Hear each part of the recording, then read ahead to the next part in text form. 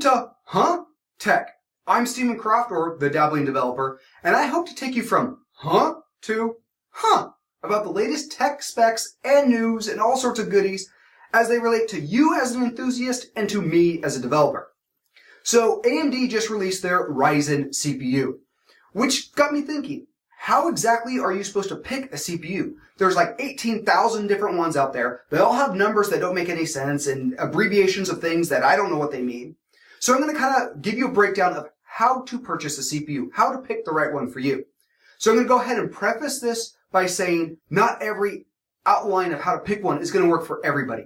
It is dependent on the type of computing you're doing. If you're just browsing Google or going on Facebook or typing words, this doesn't really apply to you. You don't really care what CPU you use. Pick the cheapest one, it doesn't matter. You're not really taxing it. So there are two schools of thought. There's the AMD and there's Intel. They're the two major CPU manufacturers. What is the difference? Well, Intel's more expensive. They have the Intel name. They have a pedigree of building awesome products. And they have software that backs up those awesome products and uses the hardware. There's AMD, slightly cheaper, very similar specs, and they're going for the budget builds. They're going for the user who is trying to build their first computer and isn't quite sure what to do, and so they go with AMD because it's a little bit cheaper. It might not last the 10 years or 5 years or 3 years, but it works great at the time. It doesn't have the software that takes advantage of the CPU power as Intel does, but they make great CPUs. In my gaming rig right now, I have an AMD processor. It's working great for me. So let's break down the specs. So you have the clock speed. You know that GHz, the gigahertz, the number that precedes that. So like 3.1 gigahertz. What does that mean?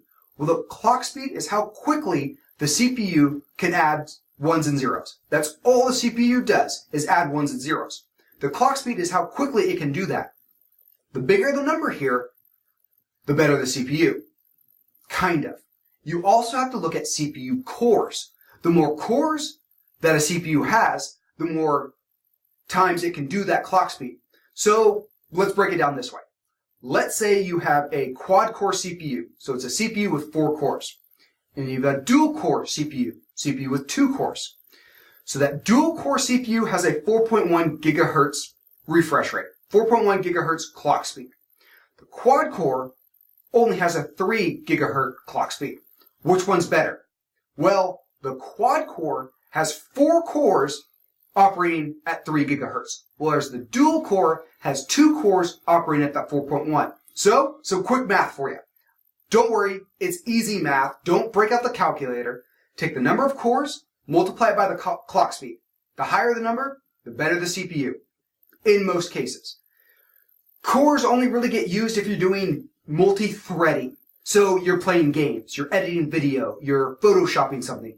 If you're browsing Google, you only need 1 core. It's only going to really use the 1 core at a time. You don't need the octa-core $800 CPU if you're just going to be typing a Word document. But if you're going to be playing games at the highest level, get as many cores as you can and the highest clock speed you can. Okay, so we know gigahertz, how quickly the CPU can process things, and we know the number of cores. We have those numbers make sense. Now what is this cache that I'm hearing so much about? What is cache? Basically, cache is super fast memory. So when you fire up a program, it loads it into RAM, and then the CPU draws the instructions out of RAM, calculates the numbers, and pushes it back in to run the operating system or something like that. Well, that takes bandwidth. It also takes an amount of time to transfer across the motherboard into the RAM, grab the stuff, transfer back over the motherboard, calculate in the CPU, transfer it back, all that stuff. But the cache is memory stored on the CPU itself. So that memory can happen extremely quickly, almost instantaneously. So, the bigger the cache, the better. Right now we're looking around 32 to 64 megabytes of cache, which is fine. You're going to hold little small pieces of the operating system, maybe a couple of commands that you're using constantly in a video editing program or something like that. So, look for the cache. The bigger the number, the better. Alright, so we've come to the conclusion that the bigger the number, the better the CPU. But you have to think of your budget. You might give up a little bit of cache to get a quicker clock speed if it's a little bit cheaper. Or you might be doing something like gaming and you don't really care about the cache as much. You want the quickest clock speed with the most number of cores. So it's all a balancing act. Find the thing that works best for you by doing a little bit of research. Hopefully that starts you on the path so that you can at least look at the numbers and make them make sense. Now Intel has the i3, i5, i7, all those different processors right now. You're going to have to do a little bit of research to compare them. For the most part, gaming, go with an i7. Browse the internet, go with an i3. Maybe not even an i3. Maybe stick to the i5 because the i3 is pretty slow. But if you're looking at laptops, the i3 is going to take less power, so your battery life is going to last a little bit longer. And then with AMD, basically just compare the numbers. The Ryzen chip right now is the best on the market. It's also the most expensive. So it's all compare and contrast. But hopefully now you know a little bit about the numbers behind the CPU and you can make a better informed decision. So hopefully I took you from, huh? What the heck are all these numbers to, huh? All these numbers make sense now. Make sure you like the video and subscribe to the channel so you stay informed on all the most random stuff that I can think of to talk about. Hopefully it is always topical and hopefully you enjoy it. So make sure you like the video so that I can keep making these and subscribe to the channel so I can grow and you never miss any of this stuff.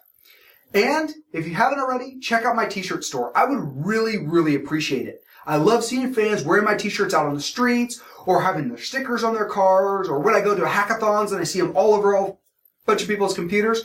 It just lights my heart up.